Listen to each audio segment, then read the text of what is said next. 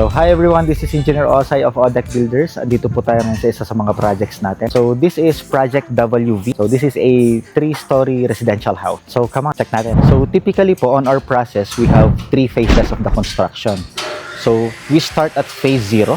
So, and then phase 1, and then phase 2. So, at phase 0, ito po yung site development works. So, ito po yung pagsasayos ng lupa para mas maging buildable po siya. And phase 1 naman is the structural, masonry, and roofing work. And for phase 2 naman is ito na yung finishing works. The tile works, painting works, door and window works. So, katatapos po natin ng phase 1, which is the structural work. Ito yung pundasyon po natin, yung beams, the columns, the stairs. Kasama na rin po yung exterior enclosures natin. Ito po yung hollow block sa labas and yung roofing po natin. So, ang ginawa po natin, hiniwalay po natin ito in 2 phases para magkaroon po ng flexibility yung clients natin. So, yung ibang clients namin, ang nare-require lang nila is site development works lang. So, prepare lang natin yung lote nila to be buildable in the future.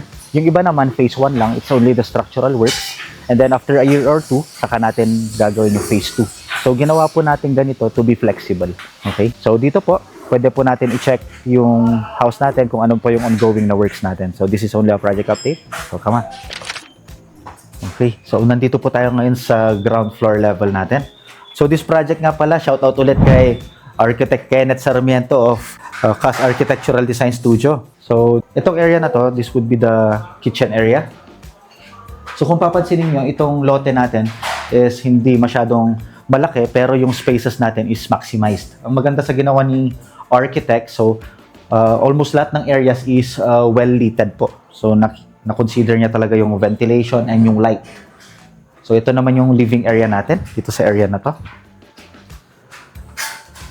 Then, dito sa left natin is yung dining area.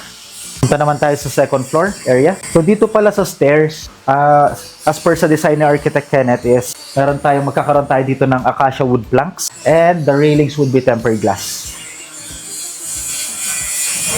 So, dito sa second floor naman, nandito tayo ngayon sa hallway. So, we have the kids bedroom here. So, may dalawang kama dito para sa 2 kids po nila. And dito naman is the master's bedroom. So, check po natin. Dito po si Foreman Agustin. Po. Mas mataas po siya minsan sa foreman, minsan nagiging 5-man po yan. So, dito naman po yung walk-in closet natin. And dito po yung master's bath natin. So, medyo magulo po at ongoing yung construction. Come on, check natin yung 3rd floor.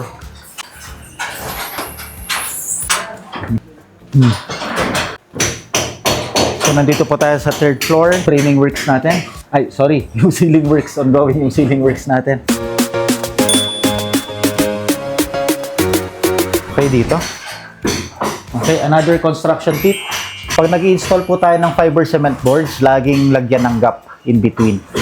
So, dyan po natin lalagay yung masilya. This one is to minimize lang yung cracking. Meron konting cracks, pero just to minimize it, so lagyan natin ng gap yan. Kasi ang FICEM board or fiber cement board, may tendency, may thermal changes, so may thermal cracks. So, very minimal naman. So, lagyan nyo ng gap para ma-lessen yung thermal cracks natin during painting works.